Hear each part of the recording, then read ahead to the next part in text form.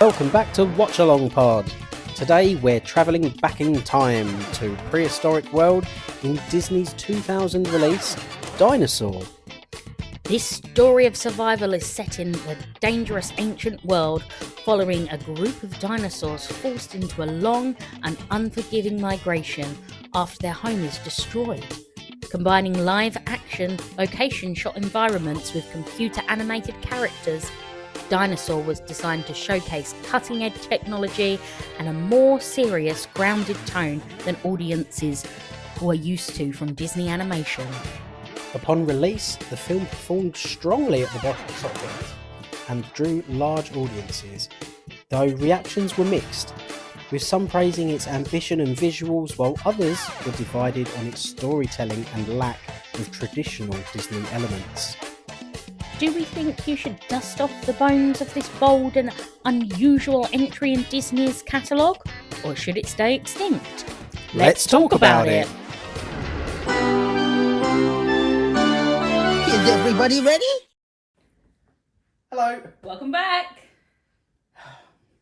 This week we've watched Dinosaur. Or as Nick called it, Dinosaur.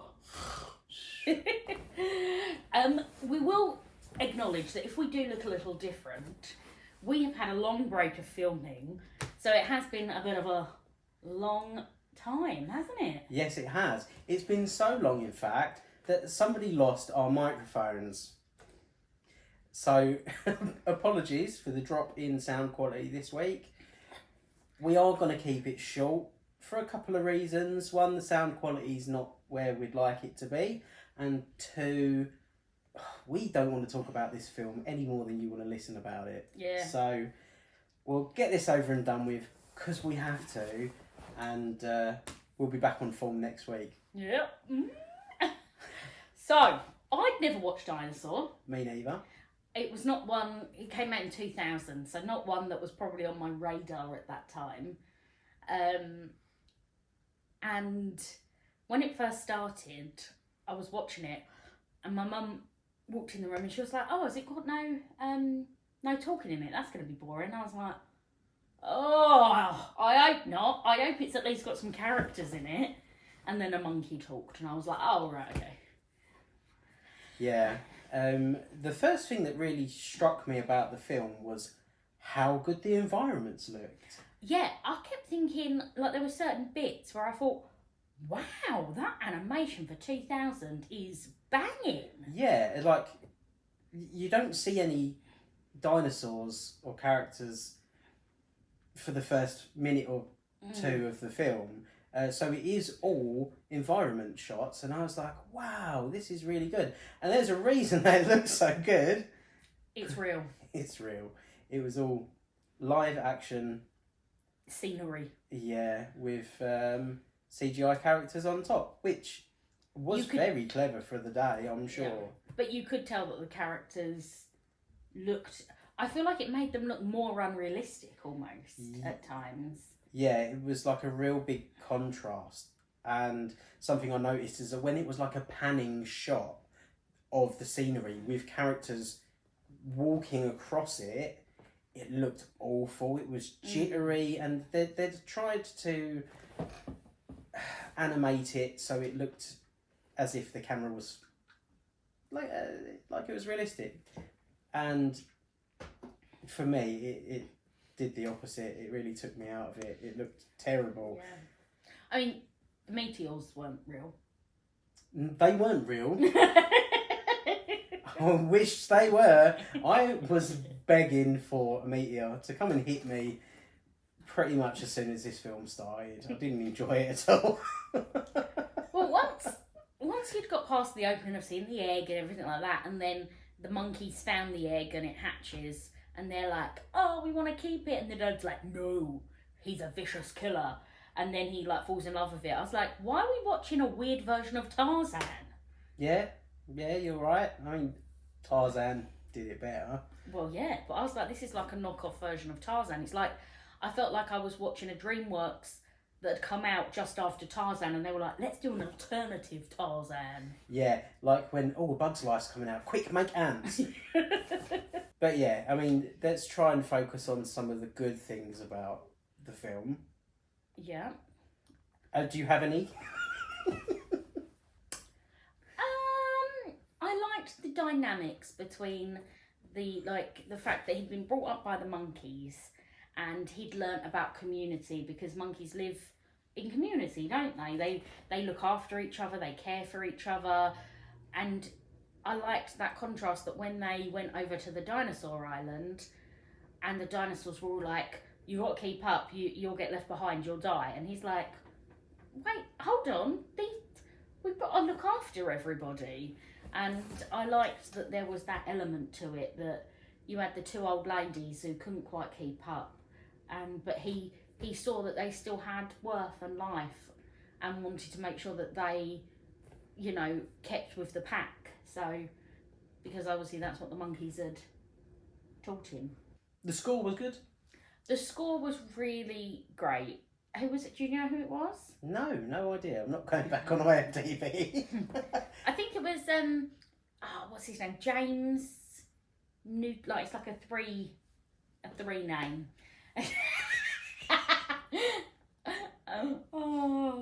Dinosaur 2000. I just made him go on IMDb, so it's going back on. Music by James Newton Howard. James Newton Howard, yes. See, I was right. The score, I think, was the strongest point of the whole film. Yeah. It did have a beautiful score. It I feel like if you'd taken the score away, it really would have dragged. Yeah. The one thing that I judge a score by the most is whether I come away from the film humming any of the tunes, and can't say this passes that test, unfortunately. No, it doesn't. However, the music did make you feel. Yeah. The characters didn't. Oh, they were so ugly. Every character was ugly, every character was uninteresting, and I know they were different dinosaurs, but I couldn't tell them apart. No, they just, there was no real, everything just felt a bit flat. Like, all of the monkeys looked really weird. They had really weird features and faces, didn't they? I was like, you've made them not look like, normally Disney like sexy animals. Like, these were not sexy animals. Like, I know they were meant to have the one that looked really bad because he didn't get any of the girls. But I was like, you don't look that bad compared to the others. Yeah. But I think because the designs of these characters were so poor, it was hard to really connect or feel emotion to them from their expressions. And to bring this back to where I started the point, that's where the score really came in. Yeah. Because it was giving you all of those beats, and it was kind of guiding you along with how you're supposed to be feeling. And I mean, that proves how strong of a score it was, really, because it had a lot of weight to lift. Yeah. I thought it was quite sad when they got to the watering hole and all the water was gone. Yeah. I was like, oh, I know that feeling. And you're just like, Yeah, if it was me, I would have just given up there and then, I think. But there was water there. They just had to dig for it.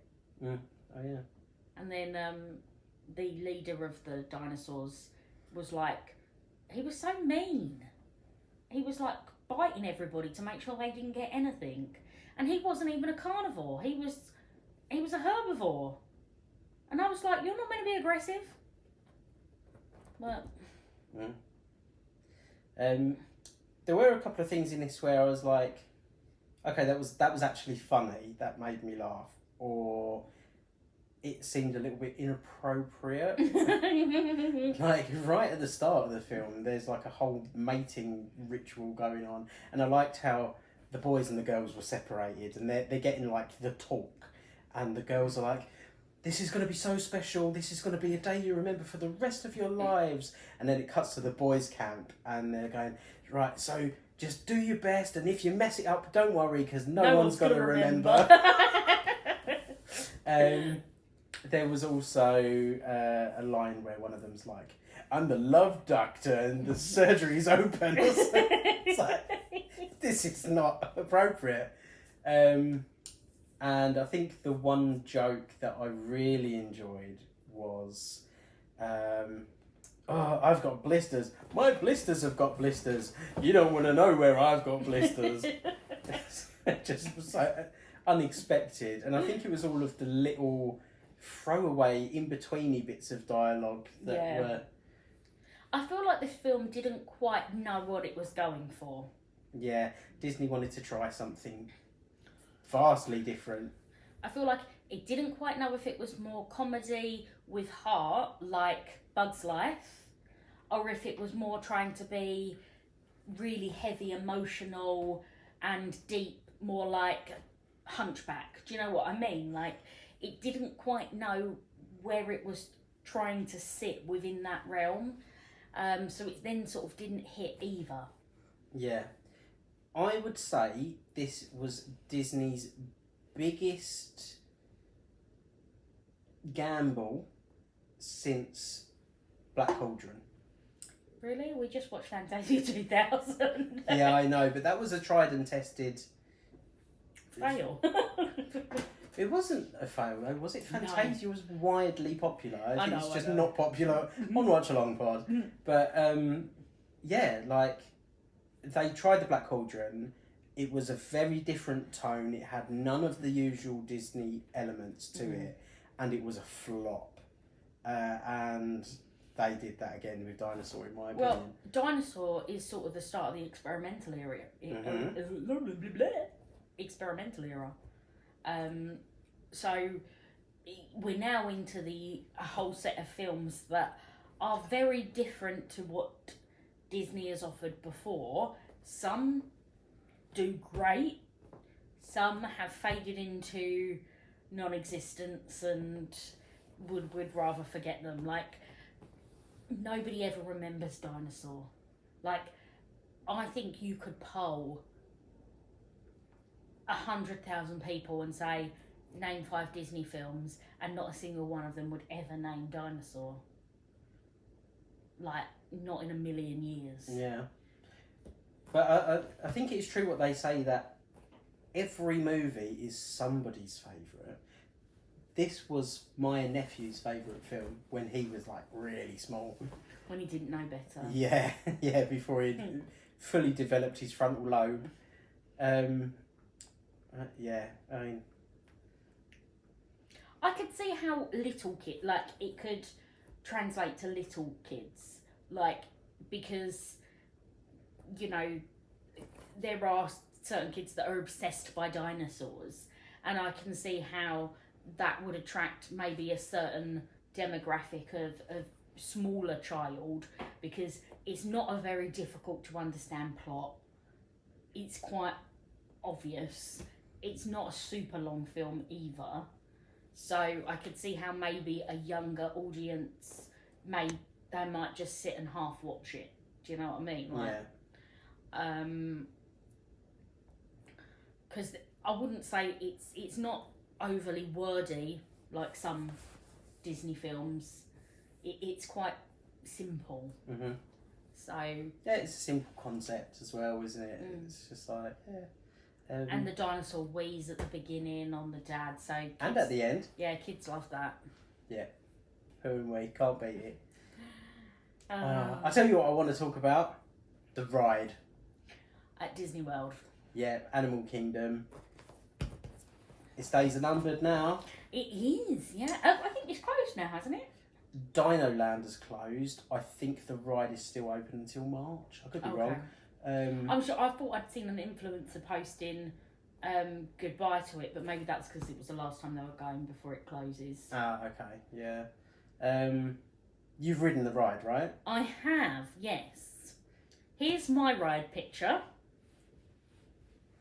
And here's mine. So when we rode the dinosaur ride, we were in the front row, and behind us was a family. There was a mum, dad, and their young boy. And very, very soon after the ride started, the boy was terrified. It is quite dark. It's dark, it's bumpy, it's loud, and like there's a freaking T-Rex that comes at you. But this kid was screaming, and it just made me laugh because the parents were like, "What's wrong? What's wrong? You love dinosaurs."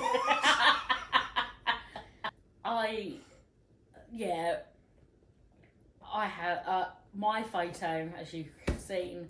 I'm just looking very bored. I'm just more like confused as to what the hell's going on.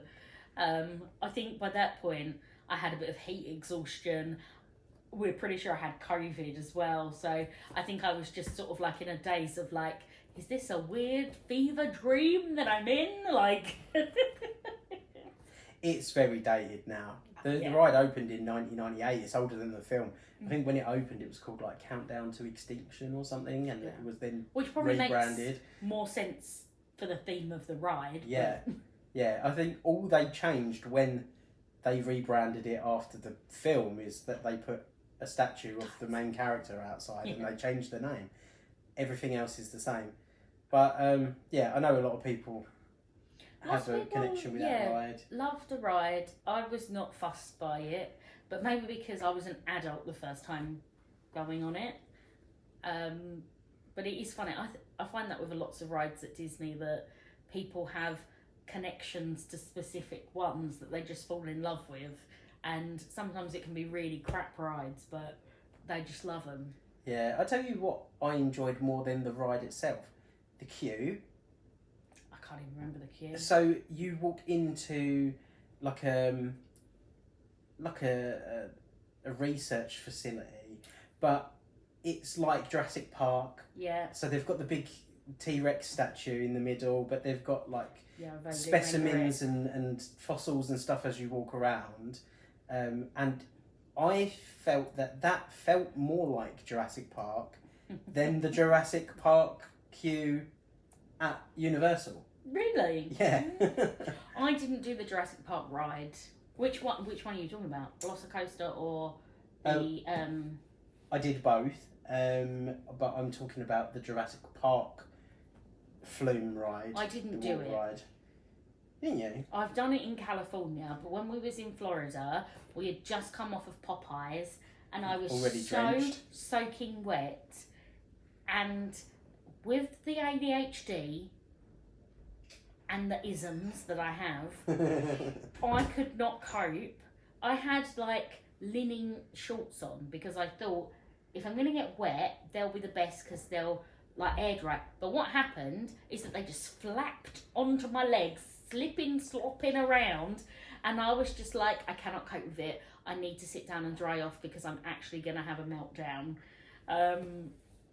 I even went into the shop to look to see if I could buy a pair of shorts because I was getting so like it was making me feel ill. I mean, at that point, my brain would have just thought, well, I can't possibly be any more wet than I am right now. Yeah, but it was the thought of standing in an hour queue had fans, so then I would have been cold. Yeah, okay. And I was like, no. Fair. I was hungry, I went and got a pizza, and I sat down in the sun and just was like, dry me. So, last episode, we ranked Fantasia 2000 at 82, and our lowest ranking is 88 with Fantasia. Now, I think that I would rather watch Fantasia again than this. Really? Yeah, really. This is a lot shorter. Yeah, Fantasia was like 3 hours. I mean, I would happily put it at 87, because I would definitely watch Fantasia 2000 before I watch this again. Oh, yeah. Oh, I'm not going to split hairs over it. 87. Just because it's a bit shorter. Yeah. This is like 3 hours, that's an hour and 20 minutes. I'll take the hour and 20 minutes. Half the length or more. Alright, there you go. So, 87. 87. We will be back next week with The Emperor's New Groove. I can't wait to watch this again. Pull the lever, crunk. Roll lever! If that is not in Villain's World land, they've missed a trick. Yeah, 100%. Oh, well. Thanks for joining us. And yeah, as I said, we will see you next week. Bye. We won't be wearing the Emperor's New Clothes though, it's fine, don't worry. Speak for yourself. Is everybody ready?